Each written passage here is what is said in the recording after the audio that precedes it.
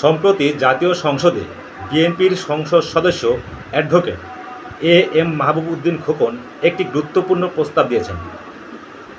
তিনি বলেছেন যে 500 ও 1000 টাকার নোট সাময়িকভাবে বাতিল করে 2 মাসের মধ্যে ব্যাংকে জমা দেওয়ার সুযোগ দিয়ে দেওয়া হোক। তার যুক্তি হলো যে দেশের অনেক মানুষ ব্যাংকের বাইরে ঘরে নগদ টাকা রেখে দিচ্ছেন, আবার যাদের কাছে অপ্রদর্শিত বা অবৈধ নগদ অর্থ রয়েছে তারাও বাধ্য হবেন সেই টাকা ব্যাংকে আনতে। এতে সরকারের কর আদায় বাড়বে, আবার ব্যাংকের তারল্যও বাড়বে এবং অর্থনীতি উপকৃত হবে।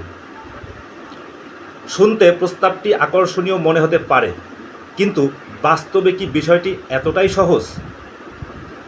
প্রথমে একটা প্রশ্ন আসে, মানুষ কেন টাকা ব্যাংকে না রেখে ঘরে রাখছেন? এর কারণ যদি ব্যাংকিং খাতের প্রতি আস্থার সংকট হয়, তাহলে শুধু নোট বাতিল করলেই কি সেই আস্থা ফিরে আসবে? যদি মানুষ মনে করেন যে ব্যাংকে টাকা নিরাপদ নয়, তাহলে নোট বদলে দিলেও মূল সমস্যার সমাধান হবে না, কারণ সমস্যাটি নোটে নয়, আস্থার জায়গায়। আরেকটি প্রশ্ন হলো যে নোট বাতিল করলেই কি কালো টাকার মালিকরা ধরা পড়বে? বাস্তবে যাদের কাছে অবৈধ অর্থ থাকে তারা অনেক সময় অন্যের নামে টাকা জমা দেন, অর্থ ভাগ করে রাখেন অথবা আগেই অন্য সম্পদে বিনিয়োগ করে ফেলেন। তাই শুধু নোট বাতিল করলেই সব কালো টাকা বেরিয়ে আসবে এমন নিশ্চয়তা দেওয়া কঠিন। এখন আসি সাধারণ মানুষের কথায়। বাংলাদেশের লাখ লাখ মানুষ এখনও নগদ টাকার উপর নির্ভরশীল। গ্রামের কৃষক, ক্ষুদ্র ব্যবসায়ী, দিনমজুর কিংবা যাদের ব্যাংক হিসাবই নেই, তাদের জন্য অল্প সময়ের মধ্যে ব্যাংকে গিয়ে টাকা বদলানো সহজ হবে না। ফলে যাদের কোনো অপরাধ নেই তারাই সবচেয়ে বেশি ভোগান্তির শিকার হতে পারে। আর যদি কোটি কোটি মানুষ একসঙ্গে ব্যাংকে ছুটে যান, তাহলে ব্যাংকিং ব্যবস্থা কি সেই চাপ সামলাতে পারবে?